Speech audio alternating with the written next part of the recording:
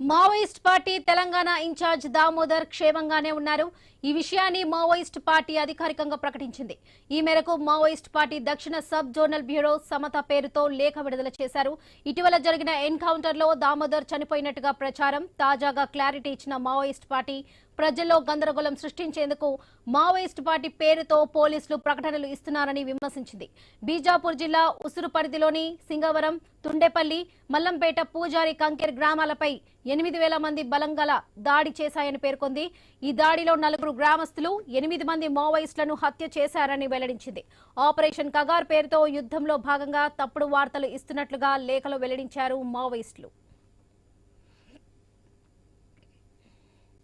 Maoist party Telangana in-charge Damodar క్షేమంగానే ఉన్నారు. ఇదే విషయానికి సంబంధించి మరిన్ని అప్డేట్స్ మా ప్రతినిధి నవీన్ అందిస్తారు. Naveen, over to you. Varalakshmi, Chhattisgarh రాష్ట్రంలోని బీజాపూర్ జిల్లా పూజారి కాంకేరు అడవి ప్రాంతంలో జరిగినటువంటి భారీ ఎన్కౌంటర్ లో దాదాపుగా మావోయిస్టులు 16 మంది దాకా చనిపోయినట్టు పరిస్థితి కనపడుతుంది. అయితే దాంట్లో తెలంగాణ రాష్ట్ర కార్యదర్శి దామోదర్ చనిపోయినట్టుగా, అది బడే చొక్కరావు దామోదర్ తను చనిపోయినట్టుగా ఒక లేఖ అయితే ఒక వారం రోజుల కిందట విడుదలైంది. అయితే దాన్ని ఫేక్ లేఖ కింద మావోయిస్ట్ పార్టీ ఇప్పుడు దాన్ని కొట్టివేసినట్టు పరిస్థితి మనం చూడొచ్చు. సమత పేరు ఒక లేఖ విడుదలైంది. మావోయిస్టు ఛత్తీస్గఢ్ జోన్ పరిధి నుంచి మావోయిస్టు నేత బడే చొక్కారావు అలియాస్ దామోదర్ సేఫ్ గానే ఉన్నాడని చెప్పేసి కూడా ఆ లేఖలతో మావోయిస్ట్ పార్టీ చెప్పినట్టు పరిస్థితి మనకు కనపడుతుంది. అయితే గత కొంత కాలంగా అక్కడ జరుగుతున్నట్టు భారీ ఎదురు దాడులలో పూర్తి స్థాయిలో కూడా నిరాదులైనటువంటి వాళ్ళని కూడా మావోయిస్టుల పేరుతోటి పోలీసులు చంపుతున్నారని చెప్పేసి కూడా లేఖలో పేర్కొన్నారు. అదే ఆ రోజు జరిగినటువంటి ఎన్కౌంటర్ లో పూజారి కాంకేరు వద్ద జరిగినటువంటి భారీ ఎన్కౌంటర్ లో గ్రామస్తుల్ని 4 పట్టుకొని కాల్చారు. మావోయిస్టు మాత్రం 8 మంది చనిపోయారని చెప్పేసి కూడా ఈ లేఖలో పేర్కొన్నారు. అయితే మావోయిస్టు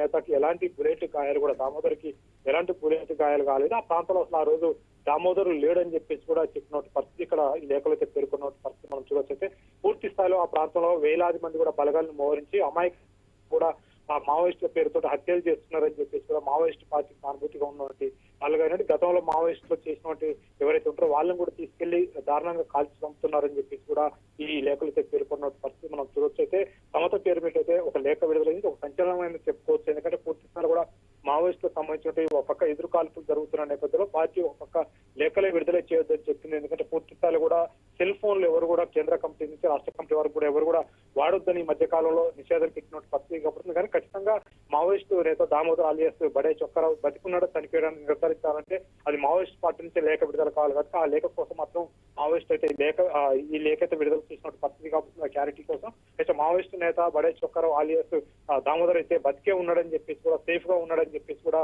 వాళ్ళైతే లేఖలో పేర్కొన్నట్టు పరిస్థితి మనం చూడొచ్చు. పూర్తి స్థాయిలో కూడా ఆయన ఆరోగ్యంగా ఉన్నాడు, అతనికి ఎలాంటి గాయాలు కూడా కాలేదని చెప్పేసి కూడా ఈ లేఖలో అయితే పేర్కొన్నట్టు పరిస్థితి కనపడతా ఉంది.